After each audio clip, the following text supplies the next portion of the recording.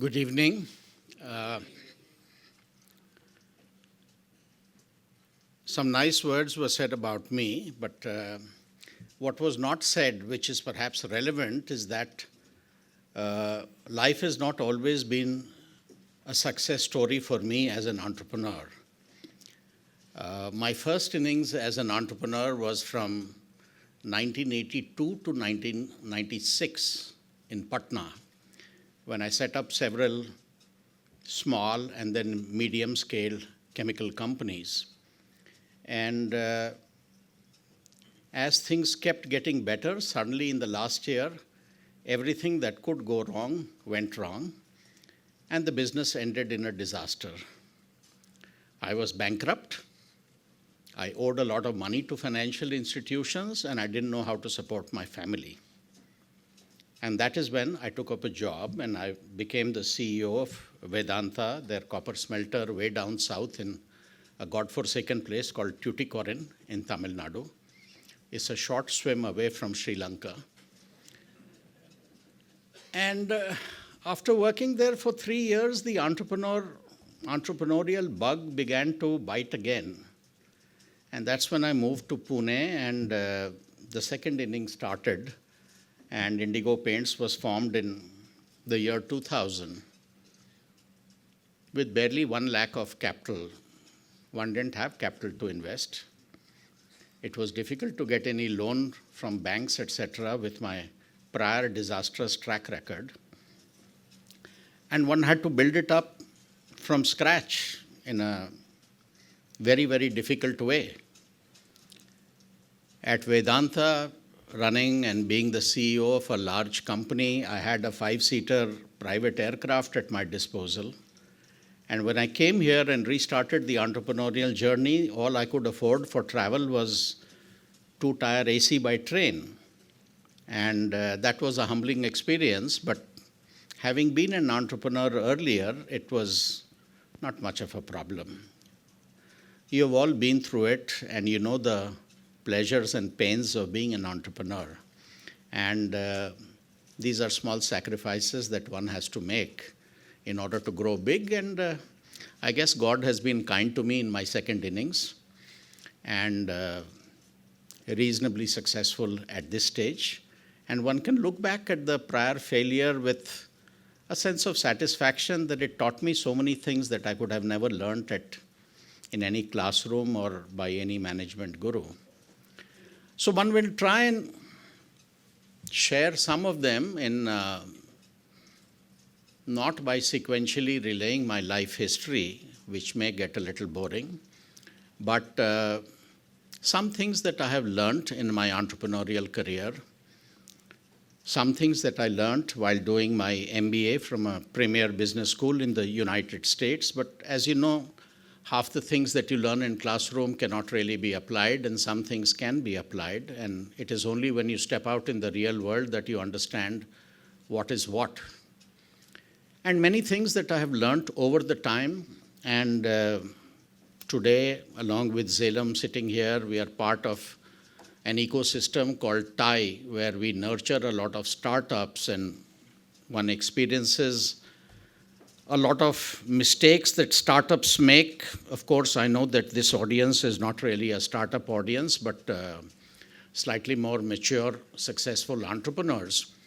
But the essences of what to do and what not to do really doesn't change no matter what your size and scale and what stage of journey you're at. So there is a small presentation that I have prepared, which is called Dream, Dare, and Do.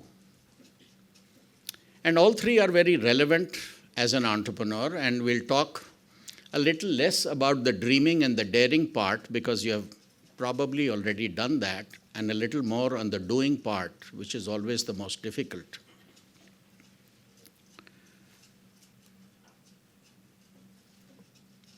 I'll just leave the slide for you to digest. I won't comment on it, but very much true. If you can't dream big, then you don't really belong here. Then there is no point in saying it's great to be an entrepreneur. It's not great to be an entrepreneur if your dreams are not big enough.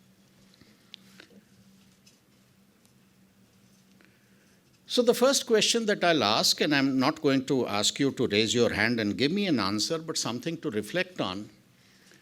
What did you dream of when each one of you started your respective entrepreneurial journey? I'm told that most of you, or about 70%, are first-generation entrepreneurs. So it was a conscious choice to leave a job or not go for a job and get into this messy thing called entrepreneurship. And even if you are a second or a third generation entrepreneur where you inherited a business from your father or your grandfather, I'm sure when you first walked into the office, you dreamt of taking this business somewhere else. And I want you to think about it honestly. What image came to your mind when you had that dream? And there is no right answer or wrong answer to this. Each person has a different image and a different goal that makes him or her tick. Somebody may measure a dream or a business by scale, that someday if I can be a 500 crore company or a 5,000 crore company or whatever dream you had, maybe that is one yardstick of success.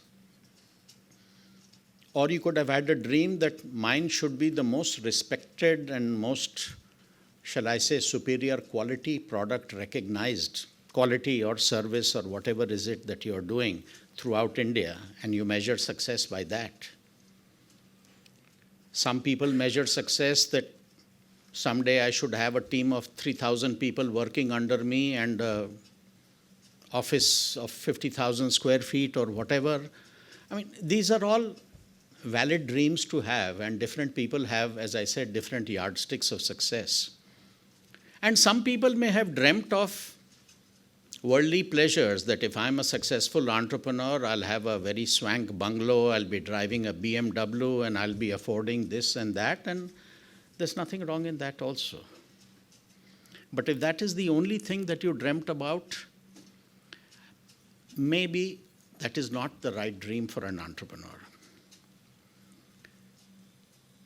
I have a cousin of mine who, we are both about the same age. We both went to IIT together, and we both went to the US together. And we both did our MBA from different prestigious business schools. He went to Wharton, and his class fellow there was Anil Ambani, with whom he became a very close friend. So after MBA, when they both came back to India, of course, Anil Ambani inherited a huge empire, and Dhirubhai was very much alive at that time. I'm talking about 1980, 81 or something. And my cousin went to Calcutta to handle his family business, and whenever he used to come to Bombay, he used to visit the Ambani household to meet his friend. And something he told me more than 40 years ago, which I will never forget, that in one of his visits to the Ambani household, he had an opportunity to meet Dhirubhai Ambani. And he asked Dhirubhai that, "Uncle, tell me, what kind of business should I get into? What should I do?" And the reply that Dhirubhai gave him, which my cousin relayed to me, I'll never forget for the rest of my life. He said, when anybody starts his or her working career, whether it's a job or as an entrepreneur in a small scale, typically the first dream is, let me have my first motorcycle. And usually he or she gets that within a year of working. And then the dream changes that I wish I can own my own four-wheeler car. In today's world, most educated people within a couple of years of working are able to afford that also. And by that time, the person is getting married and he's dreaming of having his own house. And you buy your house. And then the dream expands into taking your family for foreign vacations, visiting five-star hotels, traveling business class, and so on and so forth. And वो कहावत है ना कि चाहत कभी ख़त्म नहीं होती है, पर धीरू भाई ने कहा कि ये एकदम गलत है, चाहत बहुत जल्दी ख़त्म हो जाती है. And he said, and at that time 40 years ago he said, अगर आपके घर में 50 लाख रुपया साल का आने लग जाए, may be in today's world 40 years later multiplied by 10 and say 4 crores, 5 crores, he said उसके बाद ऐसी कोई चीज़ नहीं है खरीदने के लिए जो आप नहीं खरीद सकते हो.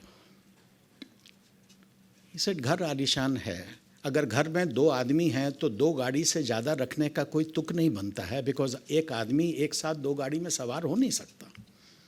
एंड ही सेड शरीर को सूती कपड़ा ही अच्छा लगता है, सोना चांदी कोई आदमी पहन नहीं सकता, और दाल रोटी ही पेट को अच्छा लगता है.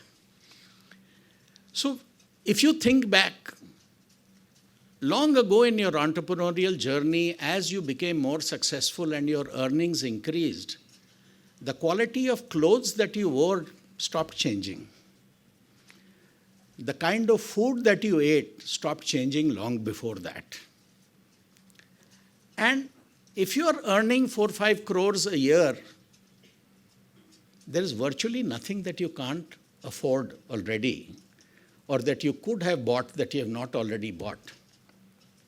So Dhirubhai said that there are tens of thousands of entrepreneurs in India who reach that stage.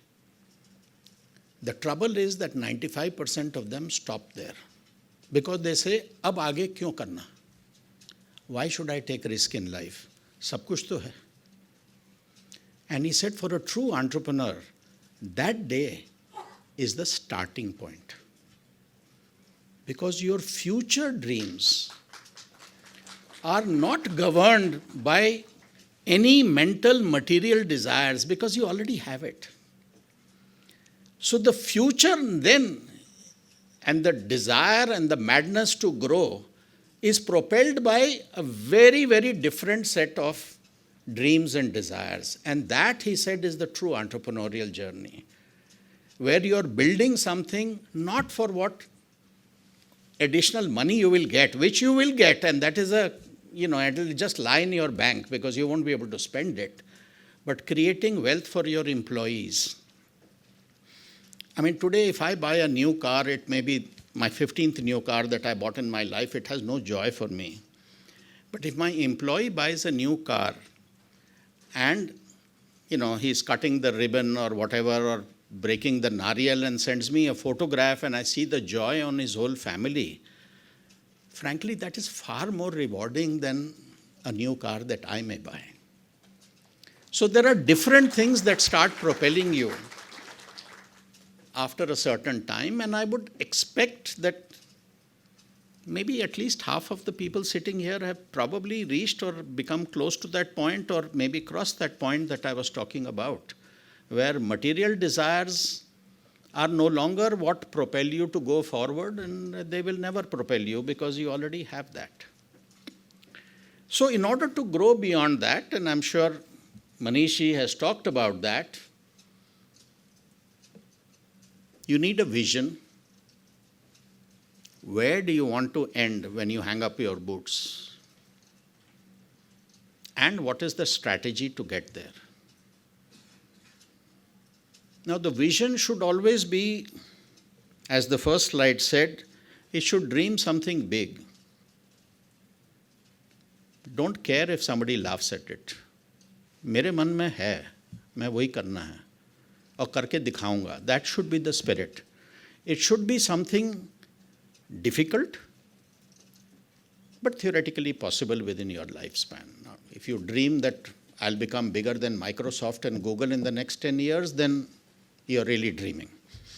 Then it's not a vision. But if you're dreaming something which does not immediately look possible, but if it's something that you want to attain in 20, 30 years, why not? But just having a dream is not enough. You need a strategy on how you're going to get there. What will I achieve in 3 years' time? What will I achieve in 6 years' time? Where will I be? You need these road markers or milestones along the way that I should have reached to this point in 8 years or 10 years or whatever. and I'll acquire a company, I'll double my size or whatever. I'll enter new markets or whatever. You have a strategy. If you have a vision but without a strategy, then don't call it a vision. It's a dream. And that's all that it is. It's just a dream. Unfortunately, most people that I come across, they don't have this problem. They have the reverse problem. They have a strategy but without a vision, and that is worse. That's not a dream, it's a nightmare. You have a path lined out as to where to go, but you don't know whether you're headed to Kashmir or you're headed to Kanyakumari. So you should have a very clear concept about where you're going and how you're going to get there. You'll never be exactly right in your strategy, and you'll keep making changes in both your vision and your strategy, and that's okay. And the last thing that I'll say about dreaming, or this part of the presentation, is a very trite quotation: keep your head in the stars and your feet on the ground. Dream big, but every morning when you get off the bed and your feet hit terra firma, face reality and come up with what is logically possible in the next 3-4 years, headed towards the vision but nowhere close to it. I'll now move from dreaming to daring. And again, I'll put up a slide for you to read and digest.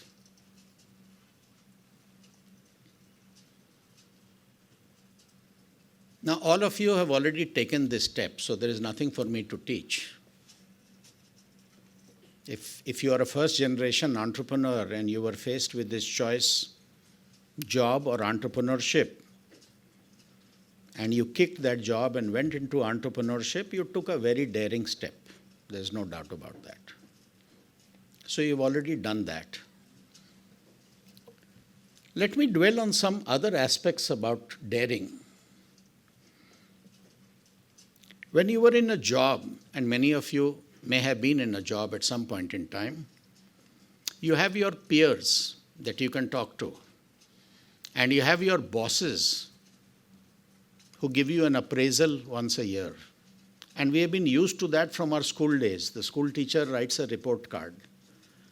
And we don't realize how dependent we become on that external verification.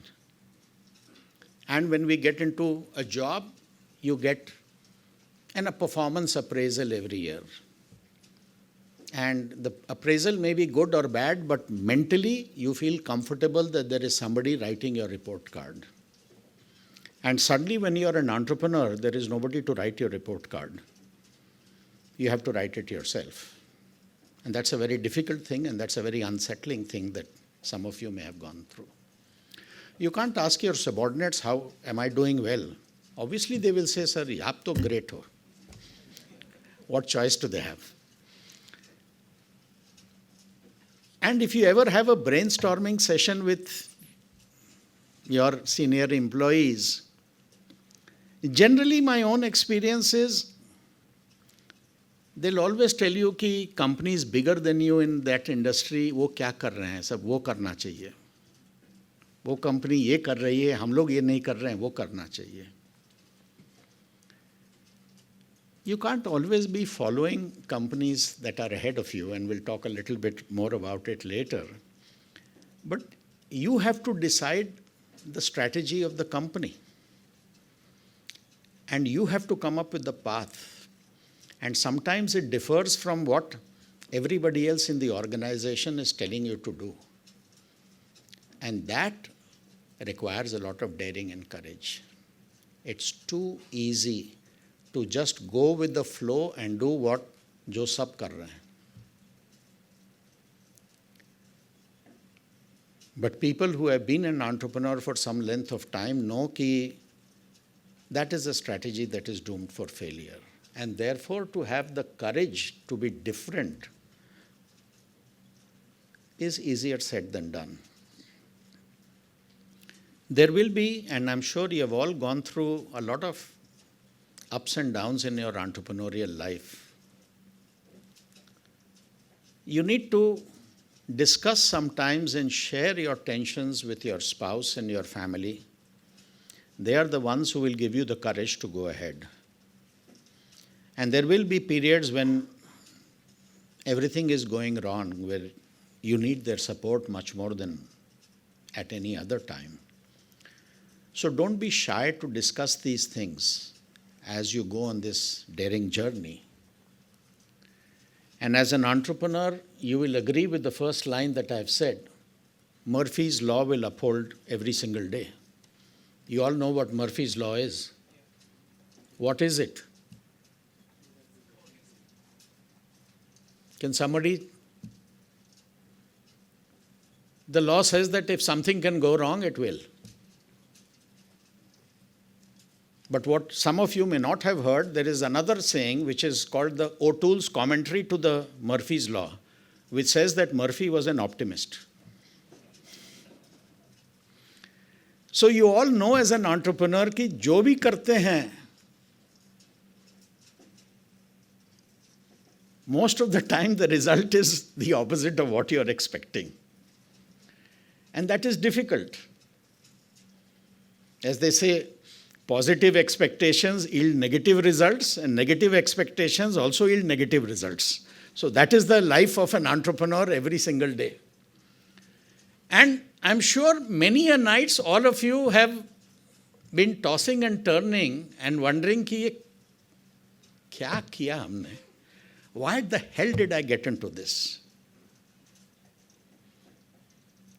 Looking at the faces, I can tell that most of you have gone through that sentiment multiple times. And I can't believe there is any entrepreneur who has not gone through that multiple times. When you curse yourself the day that you decided to be an entrepreneur. But you also know that when you get up the next morning, things are miraculously a little better than what they were the previous night. Right? So the only advice that I'll give you about daring is, as they say, suno sabki, karo apne man ki. You need to listen to your team, but ultimately you are where the buck stops. You have to take a decision how to lead the company forward and what direction to go. And if your gut tells you to go one way, then just go all out and don't be worried. Some people try to ride two boats at the same time. Entrepreneurship भी करेंगे, back में एक job भी रखो, ये नहीं workout किया तो वो कर लेंगे. That is a sure recipe for disaster. There are no half measures in this game. आजकल तो सर्कस बैन हो गया है, सर्कस नहीं होता है, बट जो older people, I don't know बचपन में आप लोग ने कभी सर्कस देखा है? So every circus, one show that they always had was that trapeze show, when there were 4 kind of swings on 4 corners and there were some people standing.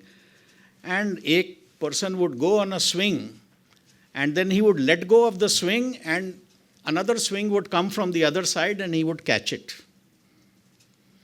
Now, if you want to hold on to that previous swing until the next one comes, it won't work, you know that.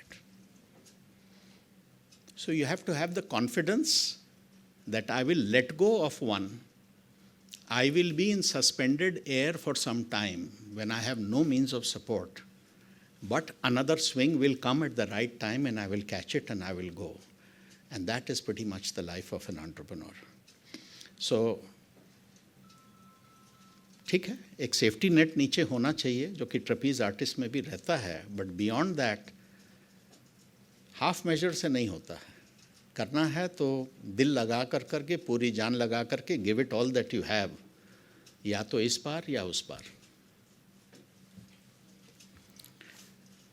I'll now come to the third and the most important part, and perhaps the longest part of my talk, and that is about doing.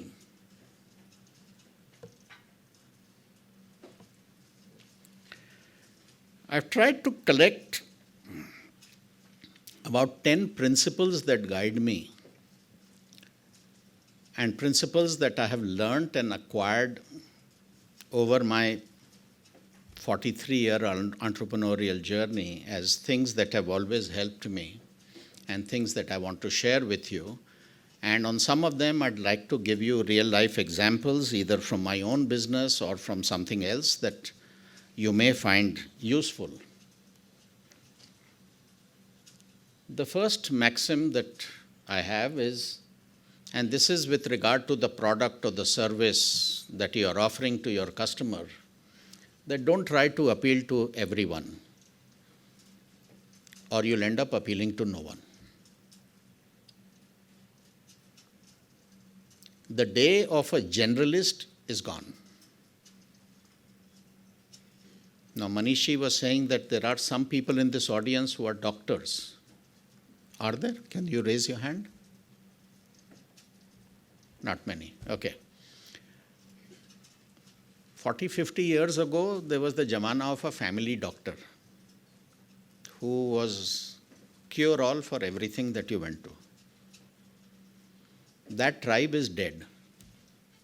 There is no such thing as a family doctor anymore.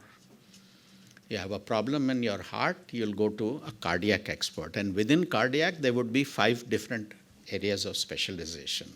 Or a gastroenterologist, or you'll go to an orthopedic, or you'll go to a neuro, or, there are hundreds of degrees of specialization.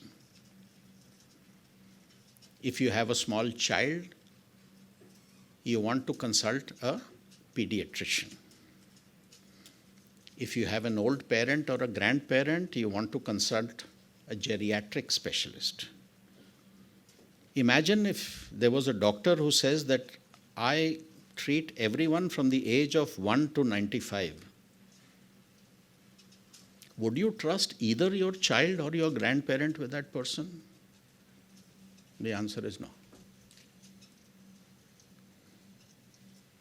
If you want a surgery on your hand, today you need not go to a general surgeon. There are specialized hand surgeons available who only specialize in surgery of the hand. You'll go there. Specialization ka jamana hai.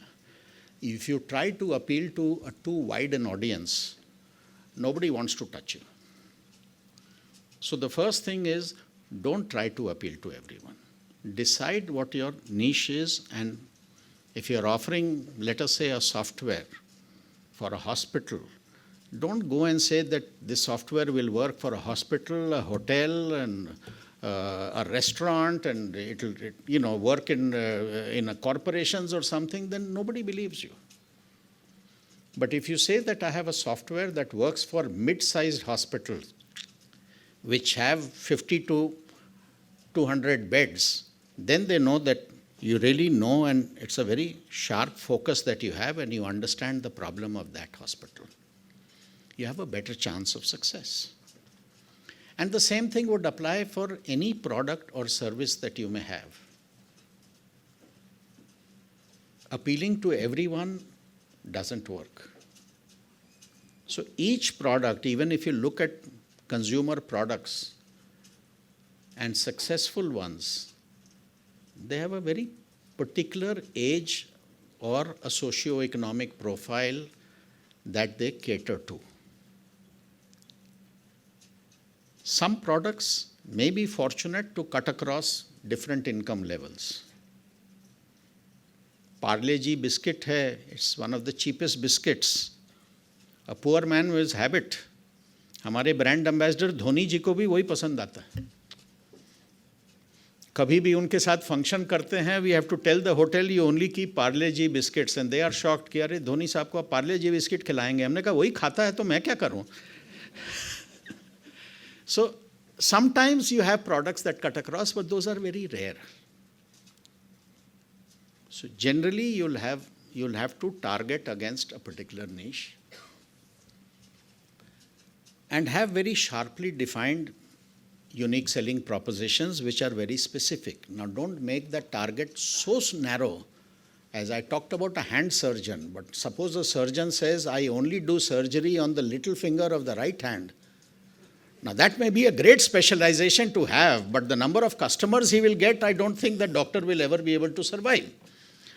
So keep it broad enough that there is a sufficient volume in the ecosystem to be attracted, and yet sharp enough that you're not trying to appeal to the whole wide world. The second and the most important maxim that I will share is innovate and do not imitate. Now, I'll share from my own journey. I said we made very humble beginnings as a paint manufacturer, and that's a consumer product. And you're fighting against, I remember in our first year, our turnover was some 60 lakhs for the whole year. It was that small. And in about 5 years, we may have reached, I think, 4 crores or something like that in sales. And you're competing in the market with an Asian Paints, a Berger Paints, a Nerolac, which are tens of thousands of crores. How do you fight? If you fight on their terms and their turf, you're licked before you start. नहीं कर पाओगे आप. So we said, let us look at products. ठीक है, जो सारे general paint उन लोग इमल्शंस, प्राइमर्स, डिस्टेम्पर्स बनाते हैं, वो तो हम बना ही रहे हैं. Let us think of products that वो नहीं बना रहे. छोटी नीश हो. The first such unique product that we came up with was a metallic paint, which we still sell today. You know, you get it in shades of gold and silver and copper and bronze, and you can just simply apply it on the wall and it gives you either a golden or a copper or a bronze finish. Nobody had thought of it. It was a niche market that we were trying to create. But it worked. किसी भी dealer को जाके दिखाते थे तो retailer देखता था, लगाता था, बोलता था चीज़ बहुत अच्छी है, and then his counter question was Asian Paints क्यों नहीं बनाता है. मैंने कहा मेरे को नहीं मालूम वो क्यों नहीं बनाता है, मेरे पास है अगर आपको लेना है तो. Now, at that time we were too small to advertise. We just didn't have the money. It was too small a company. But by word of mouth publicity, we got a lot of traction wherever we went. And once a dealer started buying that metallic emulsion, तो फिर उसको 2 महीने के बाद बोलते थे कि अब आपको ये भी लेना होगा, वो भी लेना होगा. तो धीरे धीरे you could make your presence felt in that retail outlet. And then we said that, hey, this works well. Advertise करने के पास पैसा है ही नहीं. यही धंधा करो. Let us find other things that people want but nobody has thought of. So we came up with we came up with a floor coat that you can paint your driveway with, and you can drive a car or a truck on it and it doesn't harm it. We came with a special paint for the ceiling, for the roof tile, and whole lot of products. Today we are a 1,400 crore company, but 30% of our business still comes from those unique products that no one else makes. Over time, others have tried to imitate. But the first mover advantage that you have when you innovate is tremendous, if you capitalize on it well. And that helps you. Now, it could be a product, it could be an innovative service, it could be an innovative packaging, it could be anything. आज paper boat में क्या है? The innovation is in the packaging. It's a unique packaging that they have that no one else offers. That is what distinguishes them.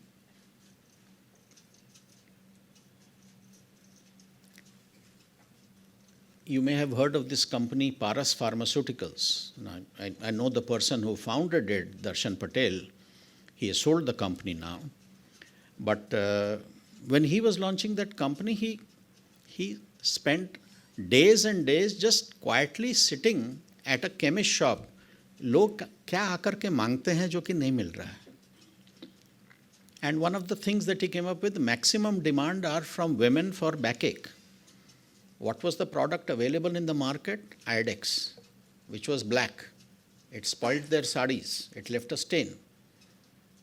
So he came up with Move, a white cream, and he marketed it totally for women's back, where the surface area was much larger than an ankle injury that Iodex was going after. And if you remember their slogan, Ah se aha tak. Now, what a big success it was. So what I'm saying is that you have to innovate, and in most cases, if you come up with the right idea, Making that product or service is generally no rocket science. आप बना लोगे वैसा. The key is to come up with the right idea that a customer wants which others are not giving. And that can do dramatic things to your business if you go on that. Today, every year we have a conference with our entire sales team. And we always have some open house sessions when we are seeking suggestions from everyone कि अब आगे और क्या करना है. And generally people stand up and with good intentions they start saying कि sir Asian Paints ऐसा कर रहा है या Berger ऐसा कर रहा है. And I keep telling them the moment you start your suggestion by saying कि Asian Paints क्या कर रहा है या Berger Paints क्या कर रहा है, मेरे माइंड में एक स्विच फ्लिक कर जाता है. पता नहीं ये क्या बोलने वाला है, बट जो भी बोलने वाला है वो काम तो नहीं करना. So you have to do things differently. Is it necessary that innovation will succeed? No. But you have a fair chance. If you imitate, I can guarantee you will fail. So you have to select between a guaranteed failure and something that has a reasonable chance of success. And I would always opt for innovation. जो दूसरे कर रहे हैं देखो, उसको कोई नया तरीके से आप कर सकते हो क्या? वो करके पेश करो. Third, and this is more about which markets to go to. When I say swim against the tide, so many companies or young entrepreneurs that I meet, and they have had some measure of success in Pune, and I say, okay, now if you want to expand, next कहाँ जाएंगे? Typical answer is Mumbai, Bangalore. And I say, why? बड़े शहर हैं, बगल में हैं, population है. Correct, population तो है, डिमांड भी बहुत है, बट आपके जैसे 1000 लोग भी वहाँ पर घूम रहे हैं अपना माल बेचने के लिए. तो मैं उनको हमेशा बोलता हूँ कि कभी गुवाहाटी जाकर करके एक्सपैंड करने का सोचा है? गुवाहाटी की तो बात छोड़ दो, कभी मणिपुर गए हो, कभी नागालैंड गए हो? आपको अंदाज है कि वो स्टेट्स में कितना पैसा है? कोई नहीं जाता है वहाँ पर. Unless, of course, you are offering a product that is not saleable in that part of the world, then it's a different thing. I mean, if you're making auto parts, obviously you're limited to where the auto industry is centered. But for many products and services, लोग तो हर जगह रहते हैं, आबादी हर जगह है. आप पटना जाओ, भुवनेश्वर जाओ, वाराणसी जाओ, हर जगह डिमांड है. एंड वहाँ कोई लोग नहीं जाते हैं. आपको इज्जत मिलेगी. आपको अगर कुछ हॉस्पिटल को कुछ बेचना है, अगर आप जाओगे भुवनेश्वर के किसी हॉस्पिटल में, आपको इज्जत से बैठाएगा. तो बेंगलोर में आपको तो सिक्योरिटी गेट से नहीं घुस पाओगे आप. When we started our paint journey, we realized within 1 year that since we didn't have a brand and we could not advertise, of course, that trying to sell in big cities was impossible. Big cities are very brand conscious for consumer products. So we said, okay, big cities को छोड़ ही दो ना. Let us only go to small towns of India. लोग वहाँ भी रहते हैं, paint वहाँ भी कंज्यूम होता है, वहाँ इज्जत से माल बिकती है, टाइम से पैसा मिलता है, वहीं पर बेचेंगे. The conventional logic always is start with the big centers and then slowly move your way into the smaller towns. And for most businesses, not for all, but for most businesses, the correct method I always say is do the reverse now. Start from the smaller towns and work your way up. कोई political party तो आप हैं नहीं कि आपको हर constituency से एक MLA को खड़ा करना है. Big cities are not on your map. They are not on your map. For the first 20 years of our life, of Indigo Paints, we did not enter any big city. Big city में मैं metros के भी नहीं बात कर रहा हूँ. मैं बोल रहा हूँ कि मैं कोल्हापुर और सोलापुर में भी नहीं जाऊँगा. कोल्हापुर और सोलापुर के आसपास में जितने गांव हैं वहाँ जाकर के बेच दूँगा. But I will not go to those cities because it was very difficult to sell there. So I would urge all of you to think wherever possible. It may not be possible for all products and services, but wherever possible, go where others do not go. Many times I give a talk and I show a picture of a public urinal where there are men's urinal. Let's say there are 12 urinals in a food mall or a hotel or something. And I just ask people, if all of them are vacant, किस में जाओगे? Always the answer is, I'll go to number 3, number 6, number 8. And I say, why not number 1? And they say, वो गंदा होगा. And I said, do you realize that everybody thinks that way? इसलिए वो सबसे साफ रहता है. And whenever I go to a food mall, I always go to the first one and I generally find it to be the cleanest. Because the whole world thinks कि वो गंदा रहेगा. इसलिए वहाँ कोई नहीं जाता. So that's what I can share from my experience, that it has worked, and I think it will work. If you have a product that can sell anywhere, then by all means start from cities and states and towns that others have not thought of. आज internet का ज़माना है, so everybody has a website and you spend a lot of time, depending upon your product, on building a YouTube channel, a Facebook profile, LinkedIn, this, that, and everything. And sometimes people get carried away by all this. Hopefully, this is a slightly more mature audience. I hope that does not happen here. All of those are a means to an end. They are not an end in itself. So don't get carried away कि मेरे followers YouTube पर इतने बढ़ गए हैं and Facebook में इतने followers आ गए हैं and I'm getting so much of internet chatter or I'm getting so much of buzz, इतने articles are being written about me. If that is translating into business, do it. If not, it's not worth it. The only thing that matters ultimately in a business is cash. रोकड़ा बन रहा है कि नहीं बन रहा है? अगर बन रहा है वो काम को कीजिए, नहीं बन रहा है छोड़ दीजिए.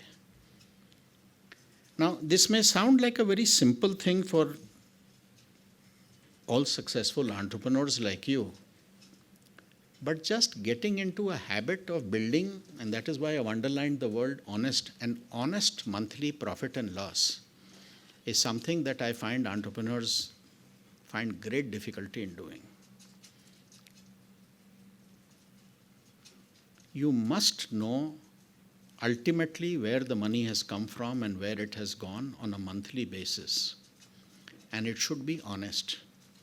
Now, I've experienced it myself. You like to not recognize some expenses in the monthly P&L because a higher profit showing in that makes you feel good. You feel good that day. You maybe go out, take your wife out for a nice restaurant कि आज इस महीने में अच्छा profit हुआ है. And if the profits are down, inside you feel bad, although nobody is judging you on these things if you're not a listed company. So many people get the habit, I've seen, ये expense अभी खर्चा तो नहीं हुआ है ना, ठीक है इसका देना है, जब देंगे तब उसको expense में डालेंगे, you delay it. It happens very subconsciously. But the only person you're fooling is yourself. And you should get into the habit of being ruthlessly honest with yourself in constructing a monthly profit and loss and analyzing it deeply as to where you can save or where you could get more revenue or where you could save some expenditure. And unless you're honest with it and get into a habit of doing this on a monthly basis, I think it's difficult to scale up.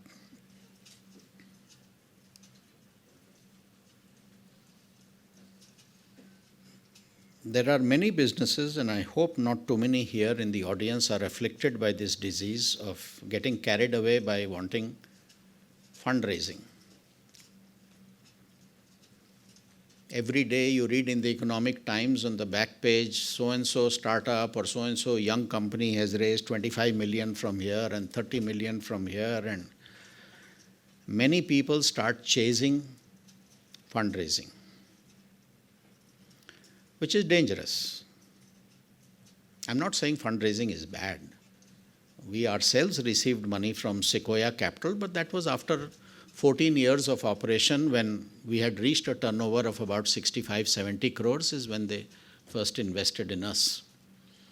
But you should have real need for that money that you want to raise. And the cheapest place to raise it is by borrowing from a bank. Raising equity from a venture capitalist is the most expensive kind of money that you will raise. You do it only when there is no other alternative. Because you are giving away a slice of your company to somebody. आप जिंदगी भर के लिए किसी को जवाई बना रहे हो, दामाद बना रहे हो. So it may feel like easy money, but it's not. It's the most expensive kind of money, and it also wastes a lot of your time in running around for fundraising at times when you really have alternate methods of financing available.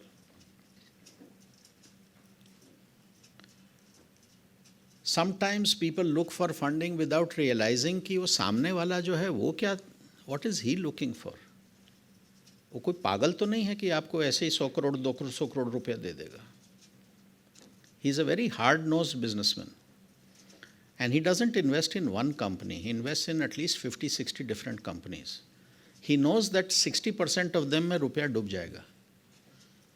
He is looking for that 5% of real spark of success where he can make 15 times, 20 times the money and he's fine. That's his game. So the first thing is trying to understand is, can your business at a later stage in 5 years, 10 years, does it have the potential to become a 500,000 crore company? Now, you may not make it, but if he sees that there is that possibility, उतना बड़ा market है and you're on the right direction, he may take a chance on you. ठीक है, इसी तरह के 50 company में chance लेंगे, 40 में डूब जाएंगे, 10 में निकल जाएंगे, हो जाएगा. But if he does not see that possibility, if your goal is कि हम 5 करोड़ से लेकर के 50 करोड़ तक ही जा पाएंगे, nobody is going to give you venture capital funding and you'd waste a lot of time running around for that. So as I said, focus on building a sound business. There are other methods of financing available. At the right time, if you really need it, funding will follow. We were a profitable company for 14 years. We had our bank limits, both term loan, working capital, we were going fine. But we had reached a point where we felt that now the only way to grow is to go on national advertising. Banks don't give you money for that. That is when we went to a venture capitalist, ki, give us money. We need to take the risk of going all out on television and advertise and grow the brand, and they invested for that reason and it worked. But there is a time and place for it.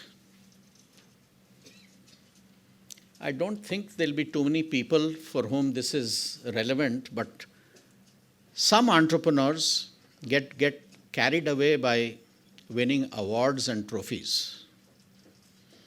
Every day in my mail, I get at least 5 mails that you are nominated as the Entrepreneur of the Year. Just fill up this form and send us 3 lakh rupees, and all nonsense. You just have to delete all those mails and not get carried away with it. But there are some people who get a kick by receiving a trophy at the hands of Devendra Fadnavis or the Deputy Minister of Industries at the Government of India or something. ठीक है, if you're really fascinated by it and you go after it once in 5 years, maybe it's excusable. But if you start making a habit of it, it's a big distraction to your business. So what I say, this is not a Miss India contest. It's not a beauty pageant. Get away from all this nonsense. Just avoid distractions and focus on building a sound business. You all may say कि इसमें कौन सी नई बात है कि पैसा बहुत सोच करके खर्च करना है. You're all entrepreneurs, you all understand this. But so many people, the moment they become profitable, I have to buy a new office. Arey Baba, why buy? Why can't you rent space? If you have a vision that is going much beyond that, that office that you buy, you may outlive that office in 2 years' time. You may need a much bigger office. फिर क्या करेंगे if you have bought something? If it's a machinery, see whether you can lease it. See whether second-hand machinery is available that can do that same job. आपको तो काम से मतलब है ना. कौन आकर के आपका देखेगा कि फैक्ट्री के अंदर में चकाचक नई मशीनरी है कि सेकंड हैंड है? How does it matter as long as it works?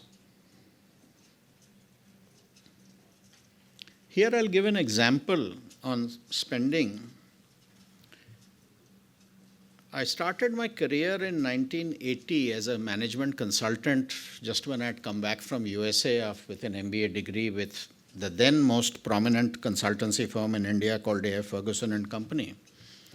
And one of the first assignments that I did was for Mr. Aditya Birla. He was alive at that time. And I spent several months doing an assignment for a unit that he had in Verawal, Gujarat. It was called Indian Rayon that time. Now I think it's been merged with Grasim. And I found memories of that, and it was a very successful assignment where the management implemented everything that we had done. And Mr. Birla came to know of it, and he suddenly one day called up our office and said, we have to present everything to him. So, our senior partners, and I was a young 24-year-old guy at that time. But I was the person who had really worked on the assignment, so I was asked to make the presentation. So I was in Mr. Aditya Birla's chamber. Those days, these projectors were not there. You had this OHP projector, and you had to make those transparent slides and, change one slide manually. But we went through it, and he was very happy. And he told all our senior partners and us that you have to join me for lunch. And it took us to his private dining room upstairs, and we had lunch. And then he said, please cancel your appointments. I want to discuss other things with you.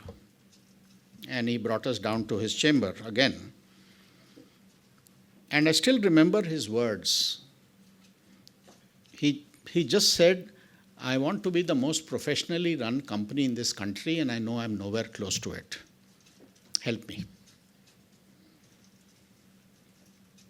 So our partner in charge, who was the senior most person in the firm, said, that's a very awkward question to answer in generality.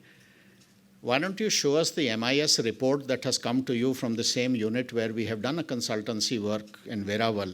Let me just have a look at it. So he tossed a small folder. And our senior partner was just flipping through the pages.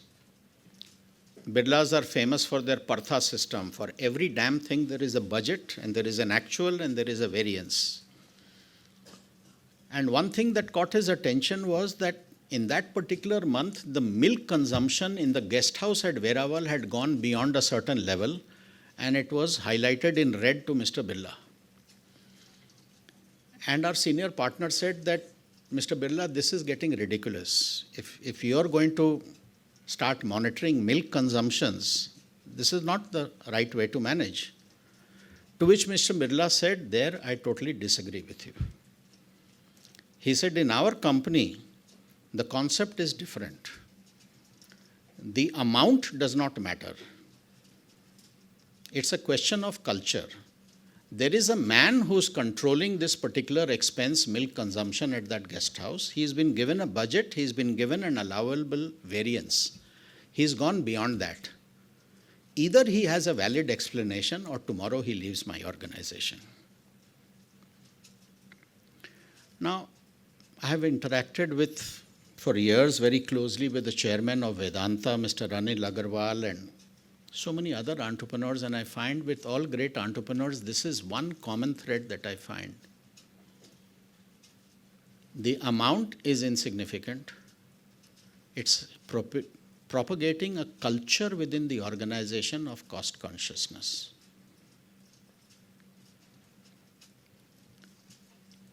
I remember 9 years ago, we had bought over another paint company based in Kerala. It was a well-managed company, and it was an acquisition that did well for us. But the cultures of the two organizations were very different. So after we had acquired them, and I was sitting with their management team trying to get them into a similar habit that let us go through all expenses, no matter how big or how small. So I noticed that in the factories that they ran, there was a lot of expenditure on biscuits. And I said, "Ye kya hai?" So they said, "No, we have an agreement with the labor union that twice a day we will serve a small cup of tea and 2 biscuits to every worker." I said, "Fair enough. If that is your agreement with the union, who are we to stop that? You will continue to do that. But how do you buy these biscuits?" I forget what brand it was, maybe Murray or something. So they were buying that biscuits in standard 200-gram packs or something. I said, "Are you aware that the same brand of biscuit, the same company sells in 20 kg tins also at half the price? Why don't you buy it in tins? आपको wrapper से क्या मतलब है जब आपको factory में बांटना है?" Now, when you start questioning things like this, and they did that, and since then for the last 9 years, biscuits there are only bought in tins. The idea is that when you start questioning these things, people below realize कि 100 रुपया की भी बात है तो हम गलत काम करेंगे तो पूछा जाएगा. So they start becoming cost conscious. And that's a wonderful culture to have in your organization. The MNCs don't operate that way. They will go by that 80-20 rule. That few expenses which account for 80%, I'll only focus on that. I think all that is junk. I think the Indian entrepreneurs, the successful ones, are very, very hard-nosed even for the smallest expense. I remember once when I was working with Vedanta and our capacity utilization was going up, and I told Mr. Anil Agarwal that we need to buy a new oxygen plant. He said, "Kitna lagega?" I said, "It'll cost about 75 crores. So for 10 minutes, he tried to find out whether there was any alternative. And I said, "There is no alternative. You have to buy this." So he said, "जब लेना ही है, then why are you asking me? खरीद लो. हम क्या बोलेंगे उसमें?" But he said, उसको खरीदने में अगर 1000 रुपया भी बर्बाद करोगे तो झगड़ा हो जाएगा मेरा. So that is the spirit with which they work. And I think it's a great culture to imbibe, to start going into the most minutest of expense. And if there is a cheaper way of doing it, why not? I didn't tell them to choose a cheaper brand of biscuit. Whatever you're doing, you do it. But instead of buying it in a wrapper, if you buy it in a 20 kg tin, the price becomes half.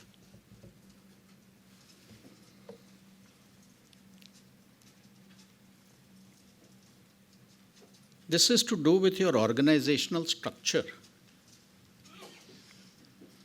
Many entrepreneurs make the mistake that, you fall into the trap of seeing the classic organization structure. एक marketing department होना चाहिए, एक admin होना चाहिए, एक production होना चाहिए, and so on and so forth. You create all the departments, you create departments head, HR होना चाहिए, and so on and so forth. For mid-sized businesses, I don't think that's applicable. You need people who are multi-skilled. हर आदमी हर काम करेगा.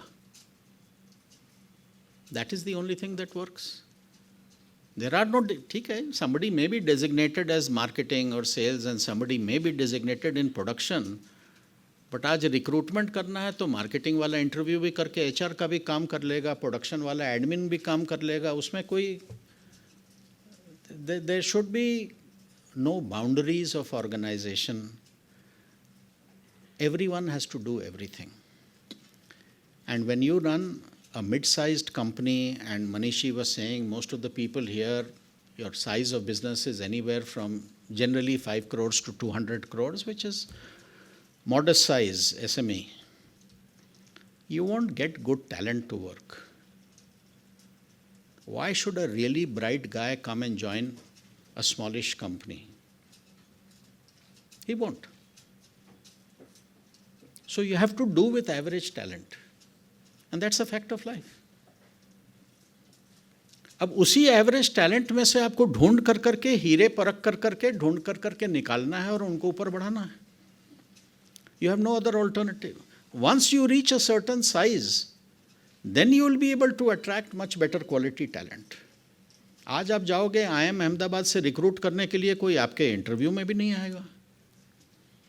तो you have to understand कि हमारा क्या level है और किस टाइप के हम आदमी को रिक्रूट कर सकते हैं. एंड इस तरह का रिजिड ऑर्गेनाइजेशन स्ट्रक्चर बनाने से कोई फ़ायदा नहीं होता. We had a course in entrepreneurship during my MBA, and what the professor said, I'll not forget in 45 years. He said building an organization structure is something like laying a huge garden. You have to plant grass on a very large area, public park or something. आपने grass लगा दिया. You will build walkways all around it. And if it's a very large area, you need to build some shortcuts. So typically, you'll put bricks on the diagonals. But he said that's not always the most sensible way to do it. You plant the grass, don't lay the bricks for a few months. See how people walk naturally. And they will not necessarily walk in diagonals. They may walk on very curvilinear paths. जिस path पर चलेंगे वहाँ का घास पीला हो जाएगा. उसके बाद उस पर ब्रिक्स डाल करके उसको फॉर्मलाइज कर दीजिए. That is the best way to do an organization structure. Keep everything fluid. You will find that people will, outside their area of speciality, they will start picking up jobs that they enjoy doing or they are good at doing. It will happen naturally. Let it happen naturally. And there is no harm in saying that he's my production plus admin guy or he's my marketing plus HR guy. शुरू में ऐसा ही चलता है.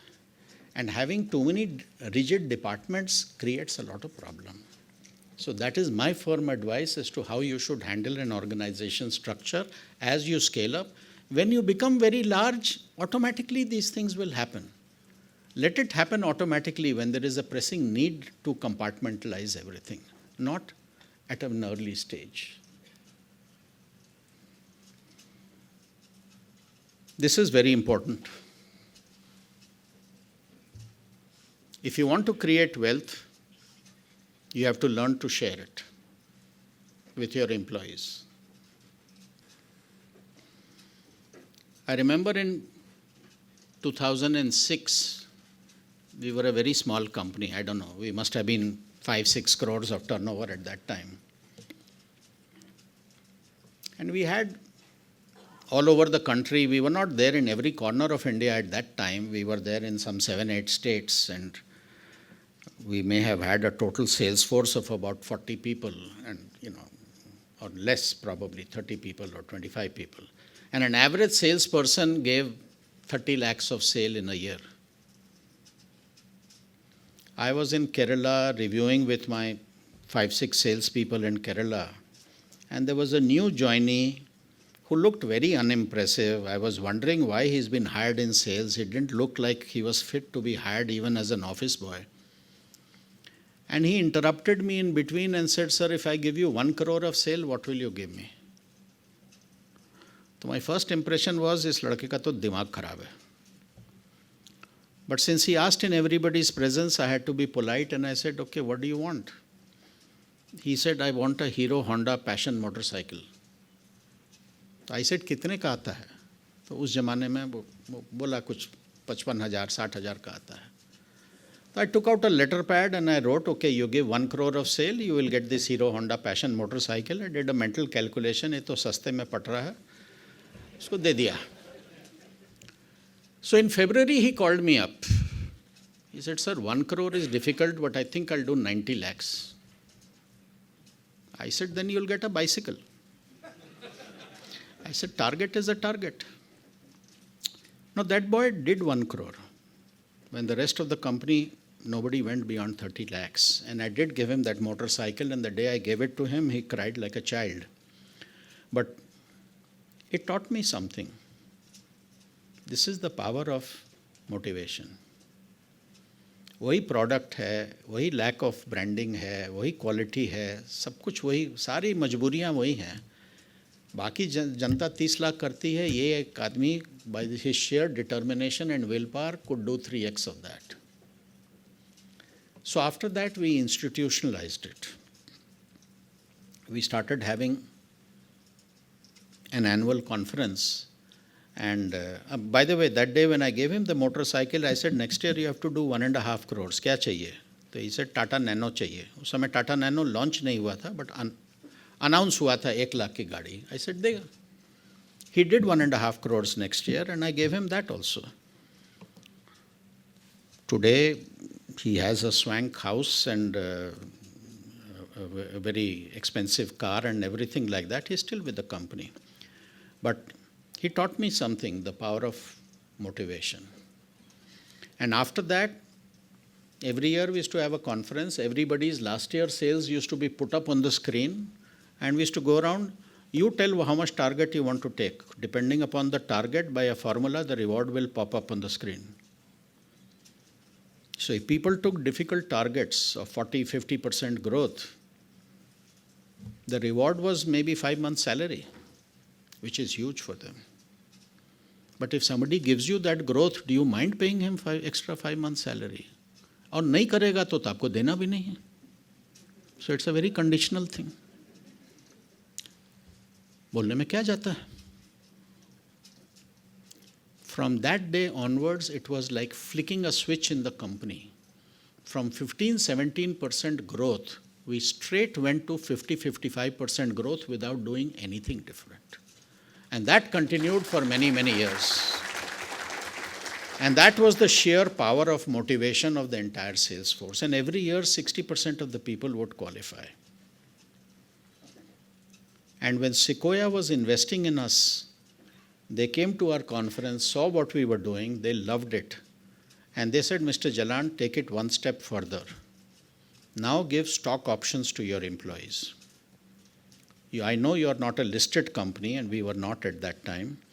But he said 4 years later, we will buy the stock options back from them if they want to sell it at fair market value we will judge. So they told me that you keep aside 2% of your equity for stock options. And they were the ones who gave this line to me, learn to share wealth if you want to create wealth. And since we were already doing this kind of a thing, it required no persuasion. We gave it to 30 people that year. Today, there are about 280 people in the company who have stock options. Of course, now we are a listed company, so it's more transparent. But when our public issue happened, people who had been for a long time, each one of them made somewhere from 3 crores to 5 crore rupees by selling those options. Now you can imagine what a life-changing, और मेरा क्या गया उसमें? कुछ नहीं गया. जिसने उसका शेयर खरीदा स्टॉक मार्केट में, उसने पैसा दिया. Now, these people will never go anywhere, and they work with their heart. You need the courage to share a little bit of your ownership or profit with them. And then instead of one entrepreneur running the company, you suddenly have 50 entrepreneurs who are running the company. It is so easy. It is so simple. But कोई करता नहीं है. And everybody, when I tell them, they come back after the end of my talk and say, हमारे industry में ये बहुत difficult है. I said, वो मत समझाओ कि क्यों डिफिकल्ट है. अगर चाह है करने की तो रास्ता भी निकालोगे. And you must do that. That is how you'll convert the pebbles that you have hired into diamonds. Because you are dealing with average mentality, average stuff. And then, usi mein se, by this, not everybody will achieve it. And not everybody has the capability or the motivation to work that hard. It will remove one layer of supervision in your organization.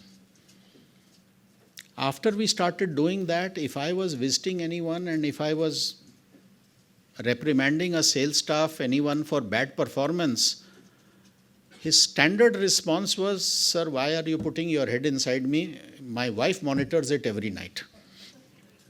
And that is the best thing that can happen. The family gets involved because the amount is so meaningful. It can't be a small amount, it has to be big for it to really work like magic. And you need the courage to offer it. And remember, you will pay it out only if the guy achieves it. And the last maxim, and this is something that my professor at business school was always fond of telling, just remember, everything in the world is negotiable.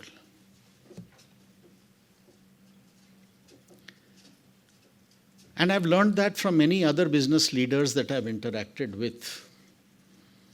If you're trying to supply anything to any organization and they give you a set of rules, ye tender document hai, these are do's, don'ts, and some of them don't suit your business, try and talk to the person and negotiate. भाई ये चीज़ में flexibility दिखाइए. पूछने में क्या जाता है? ज़्यादा से ज़्यादा ना बोलेगा और तो कुछ करेगा नहीं. And you'd be surprised as to how flexible the world is. So don't ever get scared by the straight-jacketed rules that are presented before you. Everything is negotiable. But when you're negotiating, don't think that you will win and that guy will lose. That will never work. Both sides have to win. You have to understand what is important to the other person. It may not only be price. It may be risk reduction. It could be reliability. It could be a whole lot of other things. You have to understand by talking in a negotiation what is really important to the other person, and you know what is really important to you. Is it price the most important, or is it the volume of the order? Is it the payment terms? What is important? You work out a win-win situation कि आपको जो चीज़ चाहिए मिल जाए, उसको जो चीज़ चाहिए मिल जाए, and generally it is possible to do both.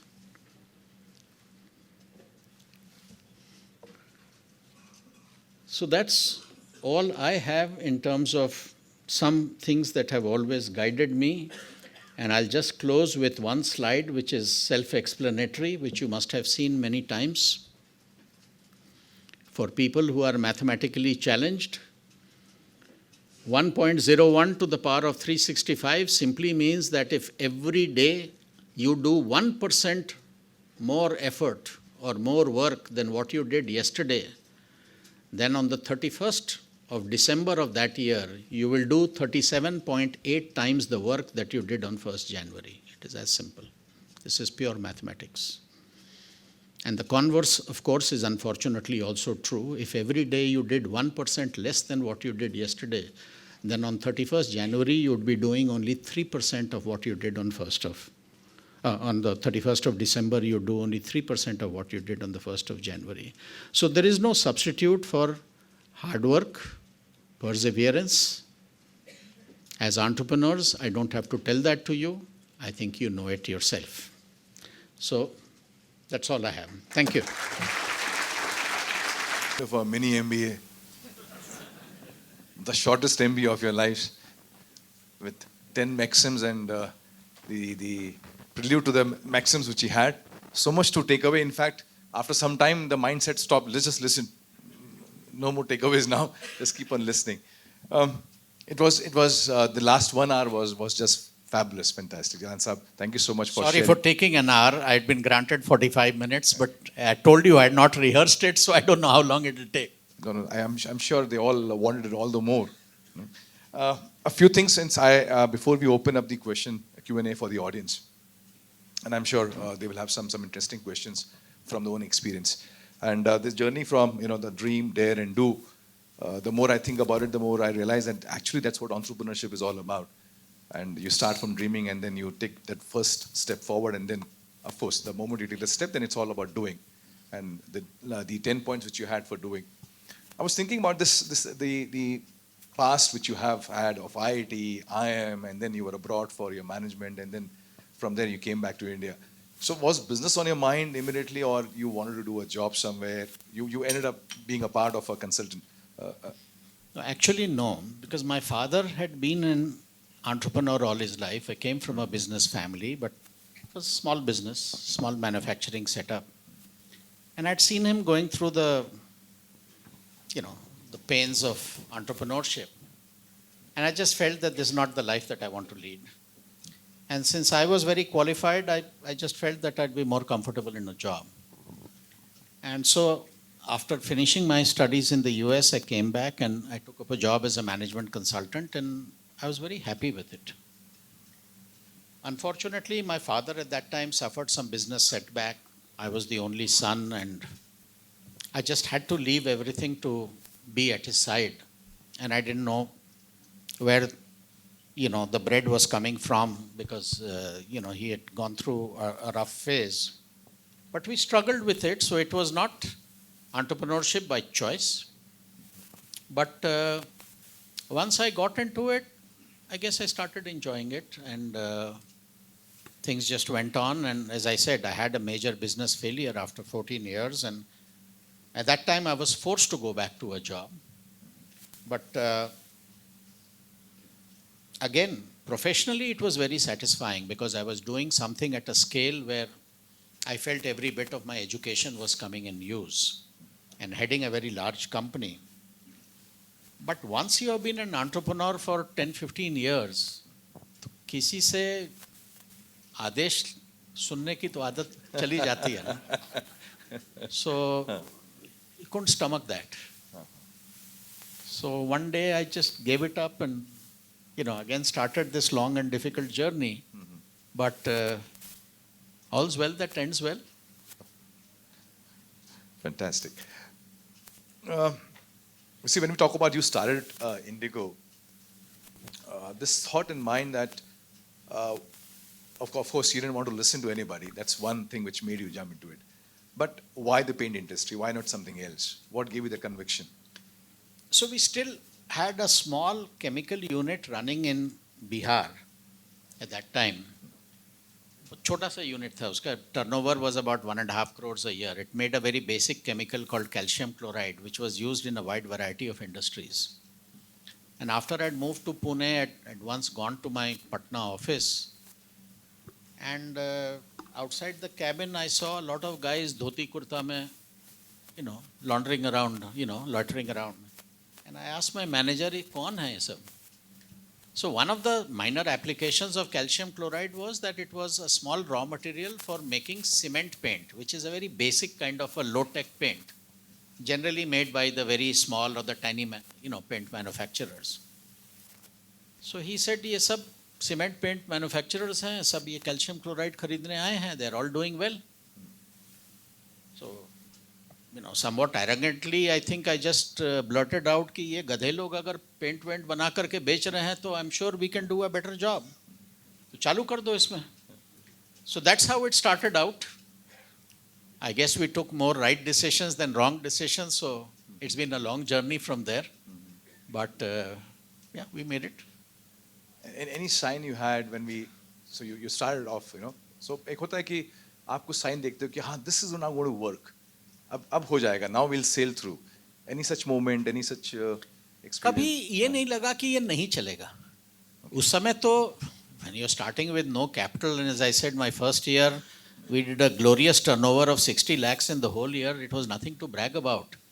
But we were profitable from day one, because I got into the habit कि every month एक profit and loss बनाना है, because there was nobody to fund losses. तो वो गलती जो पहले की थी which led to a disaster, वो सब नहीं रिपीट करना है. कुछ भी खरीदना नहीं है, सब कुछ रेंट करना है. तो फैक्ट्री भी, when we decided to relocate to Jodhpur where most of the raw materials came, I said कुछ खरीदना नहीं है, कोई बंद पड़ा हुआ इंडस्ट्रियल फैक्ट्री ढूंढ लो. हर इंडस्ट्रियल स्टेट में 60% यूनिट्स बंदी पड़े रहते हैं. कहीं पर जाओ, किसी को भाड़े पर ले लो, मिल गया. वैसे ही करके शुरू करो. Keep your fixed cost down initially. So I would say that all the mistakes that one had made earlier, one did not repeat it. And God was kind. I mean, things just kept getting slightly better and better and better with every year. And at no time did I get the feeling from inside or a warning signal कि, something wrong is happening. So I think things went fine. Though you came out with the metallic the product side, and that was the differentiator for you. Yes. But how easy or how difficult was it to get the dealers on board when you didn't have a brand, you didn't have a name, and how challenging was it? So today, if you come up with a new product, we can afford to blast the television, with the aid of Mr. Dhoni and everything, and, reach out to the consumers in 2 months' time. You didn't have that luxury then. So you live within your means. You give samples of that to all your salespeople, and they go around with whichever dealer they are dealing with. They open the can, show it, apply a little bit on the wall behind him. The guy says, ठीक है, 15 दिन के बाद है ना, जरूर ये golden colour काला हो जाएगा. वो 1 महीने बाद आता था, दिखाता था, देखिए काला नहीं हुआ है. Then the question used to be asked, Asian Paints क्यों नहीं बनाता है? तो दिक्कत तो आती थी. But once he started selling by word of mouth, a lot of things, There's no substitute for a great product. The product has to be absolutely. Yeah, and sometimes what happens is the unintended use of a product becomes more than the intended use. So, we started with gold, silver, copper. We thought that somebody will at most paint one wall in one room as a feature wall with this. So we had only made it in small pack sizes, 0.5 liter and 1 liter. Suddenly, in one state in Kerala, the demand started coming for a particular shade copper in 4 liter, and then 10 liter, and then 20 liter, and then we started asking, "Kar kya rahe hain log isse?" So in Kerala, if anybody has been there, every house has this sloping roof with terracotta tiles, which they paint. Now somebody had decided that this copper shade looks very good on that, and when I actually went and saw it, it actually looked good. It was not what we had intended the product for, but the usage became so much more. And that happens for many products. आज गोदरेज साहब बनाते हैं Godrej hair dye. बाल पर बहुत कम use होता है. Maximum consumption is UP and Bihar. भैंस को रंगने के लिए काम में लेते हैं. I am not joking, it's a fact. Because a black bhais fetches more price than a grey bhais. Oh. And the surface area available is much more than the hair in your head. So I'm sure Mr. Godrej does not complain about it, and we didn't complain when it was being used on a very large surface area. होते हैं सब चीज. बिक रहा है तो बिक रहा है अभी. ठीक. Wow, that's गोदरेज साहब ने भी सोचा होगा कि इस तरह से यूज होगा. अरे साहब, मैं आपको जब आप बता रहे हैं तो एक और आपको किस्सा बता दूं. When I was working with हम किससे सुनने वाले हैं आपसे, आप किससे सुनाइए. In 1980, when I was working with A.F. Ferguson, they got a consultancy assignment from a client in Nigeria, who was the biggest industrialist there, Mr. Madhavani, Mayur Madhavani, who got married to that famous Indian actress Mumtaz. Okay. Older people may know of that. Now, he's one of the biggest entrepreneurs there. I don't know if he's still alive or not. I really don't know. So he had a proposal to set up a Coca-Cola bottling company in Nigeria. And at that time in 1980, Nigeria was really backward. So nobody had tried selling carbonated beverages in Nigeria. So he had approached us that, will there be a market for this thing here? Because I'm going to make an investment and nobody is selling this kind of a thing. So I have no idea whether anybody will buy or not. So I had not gone there, but some of my colleagues had gone there to Nigeria to try and understand the market, कि इस तरह का चीज बिकेगा कि नहीं बिकेगा वहाँ पर. So they went inside small, जिसको किराना दुकान बोलते हैं, कि क्या बिकता है यहाँ पर, Indian products क्या बिक रहे हैं. So they found 2 products were selling like hotcakes. One, if you remember, there was a brand called Cherry Blossom Boot Polish. Right. बहुत बिक रहा था. And one was Brill Cream, styling gel. Now, they were strange because they said, कोई आदमी जूता नहीं पहन रहा है, क्या कर रहे हैं Cherry Blossom Boot Polish का, सब नंगे पैर घूम रहे हैं. The country was so backward. And Brill Cream styling gel is a more evolved product which seemed like a misfit in that country. So it took them some time to understand that Cherry Blossom Boot Polish was being used as a hair dye. And that country had no dairy products. There was no butter available. and people were using Brill cream as butter. And they had acquired a taste for Brill cream, and Brill cream was liberally being spread on bread and eaten. Now, I know it sounds ghastly, but if you're a manufacturer and if people are using it for that, what the hell do you care? Oh my God. It'll take some time for us to digest that. I wouldn't recommend you try either of those. Your industry being a very price sensitive industry, it's a commodity market which you're into. But you chose not to lower the price and still stand up with the giants of your industry. So what made you do it? What was the strategy? What was the thought process No, I behind it? disagree. It's not a commodity based industry, it's a very much a branded play. And lowering price doesn't work. Price is usually in the minds of the consumer see, you have to distinguish. There are everyday consumption items like soap, toothpaste, shampoo, hair oil, etc. A housewife balances her monthly budget with that. Their price is very important, which is why when Patanjali came up with, a cheaper toothpaste, it just flew off the shelves for some time. Or when Nirma in the 80s, I don't know if you remember, came up, they hit Surf so badly until Surf was able to hit back much later. But Nirma became a national brand because of price. That is not true for paints, because paint is not an everyday consumption item. You buy it once in 5-6 years.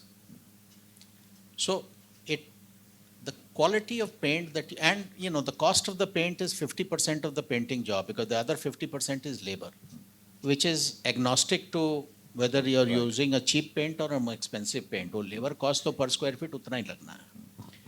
So most people want to buy the best paint because the way your house looks is really your calling card as to where you have arrived. तो आदमी अपनी औकात से थोड़ी ज़्यादा ही खर्चा करता है when he goes for painting. So a cheaper paint signifies in the minds of the consumer inferior quality. So it never works. So always our paint is sold by the retailer. See, all retail brands for paints, all retail shops are multi-brand. वहीं Asian भी मिलेगा, Berger भी मिलेगा, Indigo भी मिलेगा. Customer तो Asian paints ही मांगता हुआ था. तो डीलर टिपिकली एशियन दिखाएगा और फिर बोलेगा कि अगर आपका बजट परमिट करता हो तो इसे और बेहतर चीज़ दिखाऊं. और तब इंडिगो देगा and he'll price it 5% higher. And he says that is the only hope I have of selling it. If I price it 5% lower, कोई नहीं खरीदेगा. So, for things that are a little aspirational or, things that you buy infrequently, once in 5-6 years, pricing never works. True. Tata's tried that. World's cheapest car, Nano. Right. Nobody wanted to ride that car. It was an excellent product. The worst possible marketing disaster. True. Before I open up the Q&A for the audience, this very query which we all have is, how did Dhoni, how did he onboard Dhoni? So how did he approach him and the entire किस्सा क्या है वो? सबको पैसा चाहिए. No, we had started advertising in a significant way in 2013-14, just around the time when Sequoia entered. Our creative agency was always against the idea of hiring any brand ambassador. Okay. Their thought was that it restricts the creative sphere once you have a brand ambassador, because then the commercial that you are making, the storyline has to somehow gel with the background of the brand ambassador. Unless you're doing a stupid ad, like कोई चप्पल का देखते हैं, सलमान खान चप्पल पहन करके dance कर रहा है, गा रहा है. I mean, there's no connect between Salman Khan and that chappal. So that is a stupid ad. But most ads will have some connect, if you think about it, between the nature of the celebrity and the storyline out there. But at some point, and as our advertising budgets were getting bigger, I was thinking that we are fighting against giants who are much too larger than us. We need a celebrity now to at least in the eye, हमको मालूम है हम कितने छोटे हैं, but customer को तो नहीं मालूम है ना. तो अगर if you have a real A class celebrity, we will start being viewed with a slightly different lens. Now, the problem in India is when you think of brand ambassador, you generally think of Bollywood stars, not realizing that the whole of South India doesn't even recognize them. And 50% of our market that time was South India. आप बंगाल में भी चले जाइए तो वहाँ की own film industry is very, very rich. So they have their own superstars. And same with all the 4 or the 5 southern states. They have their own southern superstars now, whether it is, and we now also have Mohanlal as a brand ambassador in Kerala. And you know, you'll have a Rajnikant or a Kamal Hassan in Tamil Nadu. वहाँ कौन अमिताभ बच्चन को पूछता है? So you need a brand ambassador who's have an appeal pan-India. And after a lot of thinking, we came up with that the only thing that unites this whole country is cricket. And there were only 2 choices at that time, and this was 2018, either Dhoni or Kohli. And we felt that the image of Dhoni, small town boy, risen against all odds, somehow gelled with our brand. And you know, you need some contact to find out who his manager is. And at that time, coincidentally, you know, the celebrities also go through some ups and downs on endorsement. To some he may have been slightly low on endorsement. So he gave a price that, you know, I found attractive, and we signed him on. And we have remained with him. It's been 7 years now, and we intend to continue with him.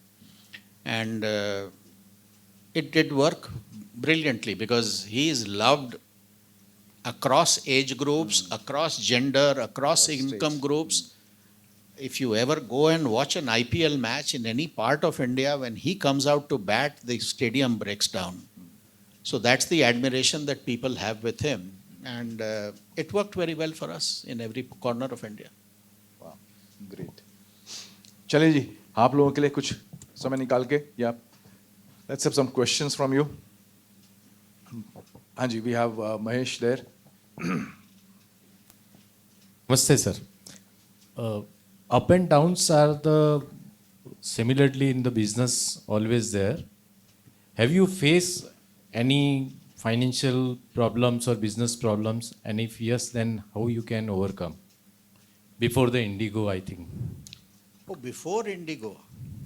So before Indigo, as I said, when we had the disaster and everything crashed, तब तो there was nothing to do but to just walk away from there. जिसका dues पे कर सकते थे करें, जिसके बड़े थे फाइनेंशियल इंस्टीट्यूशंस उनका उस समय तो नहीं कर सकते थे. तो I mean, what option do you have? I mean, your first priority is to look after your family. So took up a job, and at least there was a steady income to support them.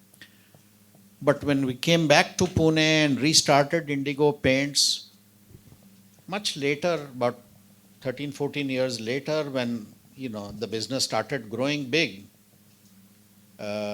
one reached out to the financial institutions, and Sequoia, who is our venture capital provider, advised us कि वो अगर आपके पीछे नहीं भी जा रहे हैं, आप जा करके उनसे आउट ऑफ कोर्ट सेटलमेंट कर करके सलटा दीजिए पुराना सब चीज़. आज सस्ते में सलट जाएगा, बाद में आपको बहुत भारी पड़ेगा. So I approached, there was IDBI, there was State Bank of India. I went, negotiated with all of them, and I could manage to settle and pay off their dues with my earnings, which were much better at that point in time. And thank God I did that and came out with an absolutely clean slate, wiped out the entire past very clean. And otherwise, when we went public, it could have created great problems during our public issue much later. उस समय तो उतने आगे का नहीं सोचा था. But so sometimes if things are a disaster, as long as you have not done any hanky-panky with the financial institutions, they usually understand. They will put pressure on you. But if they understand that it was not, I mean, if you have siphoned out money and done fraudgiri or something, then God help you. I mean, then I'm presuming that you don't fall into that category.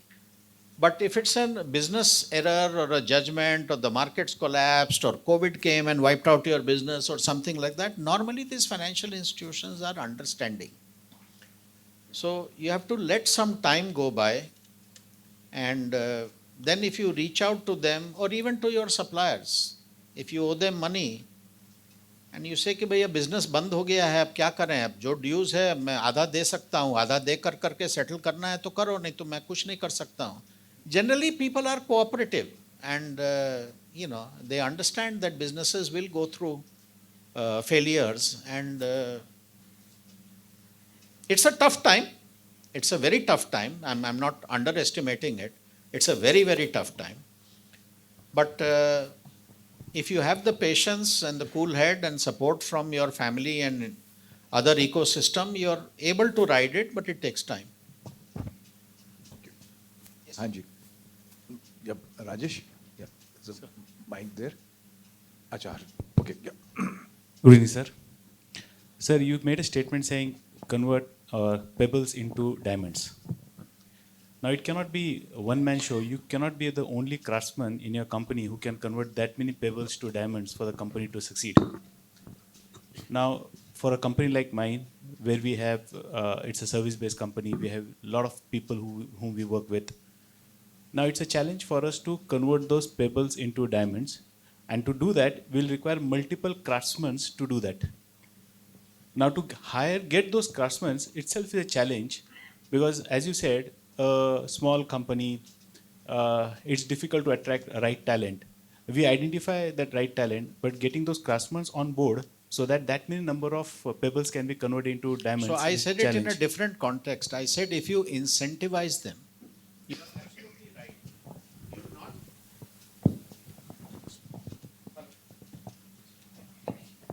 you'll not be able to hire craftsmen to train them and convert them into diamonds. I fully understand that. All we did was, हम कुछ नहीं कर सकते हैं, I just incentivized you. If you can give me this result, I am willing to give you this huge bonus. The ask was large, give a huge growth rate, and the reward was also very large. Now, out of that, you find out who the diamonds are. The people who can rise to the occasion and do it without any craftsman doing it, by sheer inner willpower and motivation, those are your diamonds. So I was saying it that if you learn to share wealth and go much beyond salary or a small bonus or something like that, you have to think win-win. उसकी salary जो भी है 30,000 rupees a month है, अगर ये मेरे लिए unreal काम करता है तो मैं उसको एक्स्ट्रा 1.5 लाख रुपया देने को तैयार हूं. मान लीजिए उतना नहीं किया, थोड़ा सा कम किया, तो आप एक कैलकुलेशन करके 1.5 नहीं दो, उसको 1 लाख दे दो, 1.25 लाख दे दो, as long as he is gone beyond the call of duty. So as long as you are fair and you give that reward, you will discover in a very short period of time who are the real diamonds in your company. And they probably will not need any craftsman. They are self-motivated, वो अपने आप अपना रास्ता तय कर लेंगे. Thank you, sir.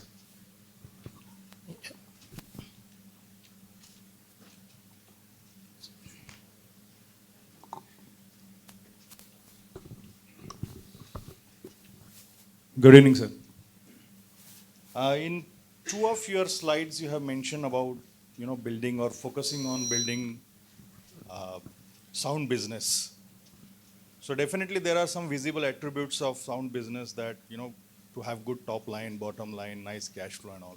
As per you, what are, if not 3 invisible attributes of sound business? That is one question. And second question is, was there any conflict between Indigo Airlines and Indigo Paints? I mean, did anyone ask you that? So have Indigo you started? Airlines, one of the co-owners, Rakesh Gangwal, who is now separated away, was 2 batches senior to me at IIT. So he's a very close personal friend. And Indigo Airlines came in 2006, 6 years after that. So there is no conflict because they are registered Indigo brand name under airlines. We have no desire to get into that field. And we are registered as paints. So Rakesh Gangwal, of course, he must be the richest graduate of Now he's sold off all his shareholding. He's made some 45,000 crores in the last 2 years by selling his shareholding in Indigo Airlines. So, but yeah, very good friend. So no conflict anyway. You are asking the attributes of a good business. First attribute that I will say that goes beyond any top line, bottom line is ethics. If a business is not built on sound ethics, it will never survive. So, chori of any kind or violation of laws or something like that is something that you should never think of. Or underestimating the intelligence of your customer, or shortchanging him, and never underestimate an employee's IQ by trying to be extra smart with him. You will get killed. So first thing I would say is business ethics should be of the highest quality. गलत काम नहीं करेंगे, irrespective of how much temptation है. 2 number का धंधा नहीं करेंगे. It used to be very fashionable at one time. I think it's gone out of fashion now. तो सोचना भी नहीं है उस चीज के बारे में कि हम कोई गलत irregular illegal काम करेंगे. Otherwise, what is the good attribute of a business, of a successful business? The great thing about being an entrepreneur is you decide that. And no two entrepreneurs have the same yardstick. Take 2 examples. Take India's largest company, Reliance. Now, I don't know what their vision or something is, but you can tell by their actions that for them, it is about size, scale. They are obviously the largest in India. Probably Mr. Mukesh Ambani would like to be, if not the largest in the world, maybe in the top 10 industries in the world or something, is what you can infer. I don't know what is there in his mind. Take another company, very successful and very old and a very famous company called Sundaram Fasteners, located in Madurai. Now, respectable company, I don't know, I think around 2,000-3,000 crores in sales, nothing compared to the size of Reliance. But they supply, amongst many things, they supply radiator caps to General Motors. They have been winning the best supplier award from General Motors for the last 10-15 years. They have won the Deming Prize for quality, the Juran Prize for quality, and every known thing. For the promoter there, being perfect in quality is probably more important than scale. So you decide what your yardstick is and what is your vision. There is no right or wrong answer. Of course, a company should have growth in the top line and it should have a healthy bottom line. It goes without saying. But whether scale is the only attribute, whether profits are the only attribute, whether quality is the only attribute, or what, you decide. We have just last one more question, Nimish. Then, यहाँ पर भी है. My God, so many hands. Nimish, then we'll go on to this side. I have not focused this side. ठीक. Namaste, sir. One question was same what Rajesh asked, actually answered already about the Indigo Airlines and Indigo Paint, because you never claimed the Indigo name to the Indigo Airlines because you came before that and they came in 2006 August. I think you mentioned is very rightly. Now my next question is, what is the most courageous decision you have taken which take you up to this level where we are listening you in this hall? One of the most courageous decision. It's very hard to describe as to what is the most courageous decision. I told you many different things that we did in life. You can say in a risk like kind of thing. Going after unique products that others had not thought of. I think the whole idea of starting with small towns and then working the way up was a very courageous decision. Nobody thinks that way. Even smaller companies today, when I see entering the paint sector, सबका वो unitrack mind है. Start with the big cities, गांव वगैरह में बाद में जाएंगे. So, I think that was a courageous thing.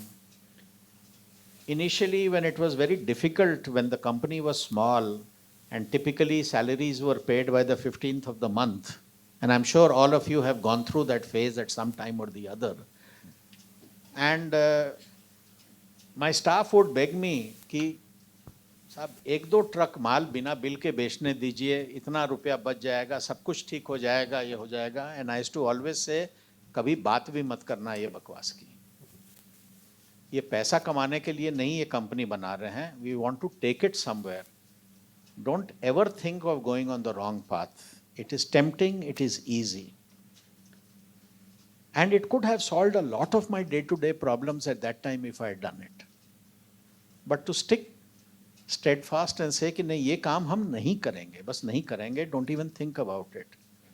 So many other things. I mean, just to, after learning from this boy by giving him the motorcycle, the courage, and I would use the word courage because I've said this to so many people, but I see so few people actually implement it. And I think it is so simple to share some of your profit and wealth with your employees, and you find that your profits will escalate like anything after that.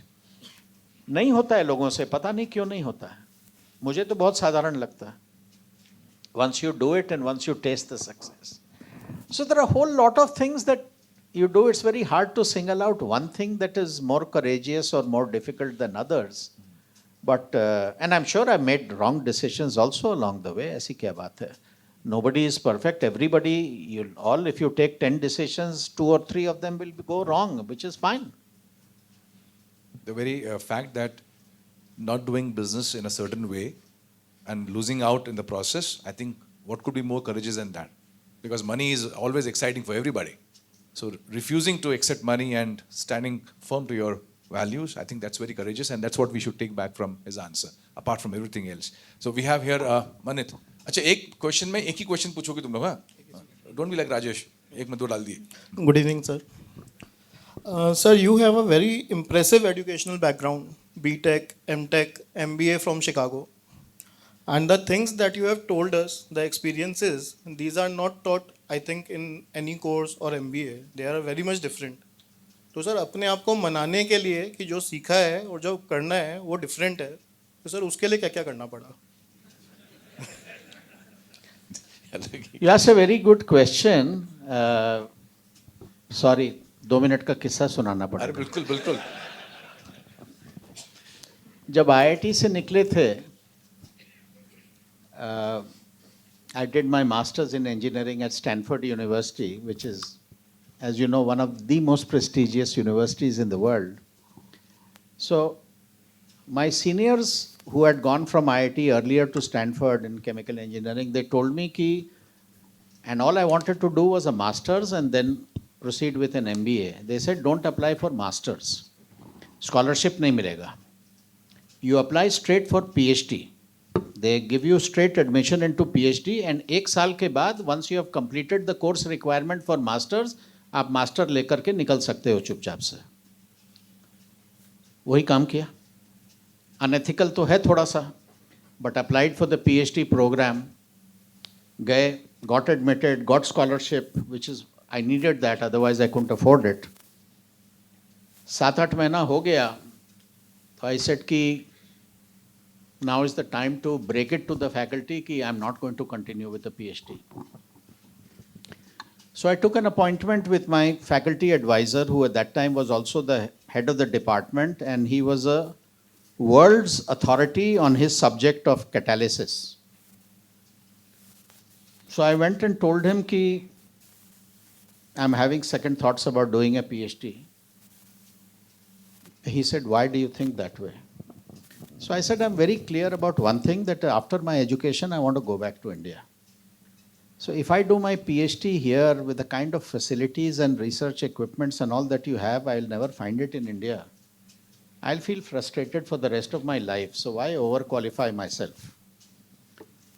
Masters करके निकल जाते हैं, maybe do a job, maybe do an MBA. MBA सुन करके तो he blinked very, negatively. So he heard me patiently, and then he said, you're the biggest fool I've come across. You have no concept about what education is all about. he said, in my life, I have trained some 35 PhD students, which is a lot, by the way. Huh? And he said, the most brilliant student I ever had was a student from Iran. Well, he did his PhD under me in catalysis. He went back to Iran and is managing a camel ranch out there. But he said, do you think he regrets having done his PhD? You are mistaken. He said, the purpose of education is to sharpen your mind. You want to go back to India? By all means, go back to India. Why do you think you have to only spend your life in research? You do whatever you want in life. You will not regret having done your PhD at Stanford. उस समय 20 साल का था. ये जो बात बोल रहा था, भेजे में घुसा नहीं. But today when I think about it, I realize how true it is. It didn't matter whether I went and did an MBA at Chicago Booth, which is also a great place. But frankly, I would have been no worse off if I had done my PhD at Stanford and come back. Ultimately, what you learn in classroom, the equations, the methods, you forget all that within 2-3 years, and that's okay. Unless you are really in that field and you remember a part of it, what you are using. But that sharpening of mind that goes on, that happened, whether it was IIT, whether it was Stanford, whether it was Chicago, that is something that never leaves you. I don't know in what way it helps, but I'm sure it helps. Great. Lovely answer. I think we wind up. Last question. One quick question, sir. You spoke about having a person in multiple roles, correct? So a production admin guy, for example, you spoke about. So does that still happen in Indigo? If not, at what point did you let that go? It still happens in a major way. There are departments in Indigo, but we encourage people to be multifunctional. And even today we do that. So we have a very informal atmosphere, even though we are of reasonable size. I know someday it will stop, but we try to keep that, shall I say, startup mode culture as long as you can. And my procurement head also gets involved in product development. He also gets involved in freight management and various other things. So, there are people hired for certain jobs, but many more things come up and you kind of indicate that I need some volunteer to do it. And somebody puts up his hand and says, "ठीक है, ये हम कर देंगे," and you give it to him. So people will pick up jobs on whatever is their inclination or whatever they think that they are good at and supplement their main role, which may be something. And you should be comfortable with it and they should be comfortable with it. And I think it works great. So it happens, very much today. Even today at Indigo Paints. Thank you, sir. Thank you so much for your lovely answers. Since you have some questions, I'm sure we can't answer all your questions today, but अगर आपको लगेगा कि कुछ questions आपको answer चाहिए, maybe when we can be in touch with him through email or through on social media. We can bounce off some questions, and whenever he has time or wherever he is as a guest speaker, I'm sure he's traveling around and he's there on many forums. So you can also.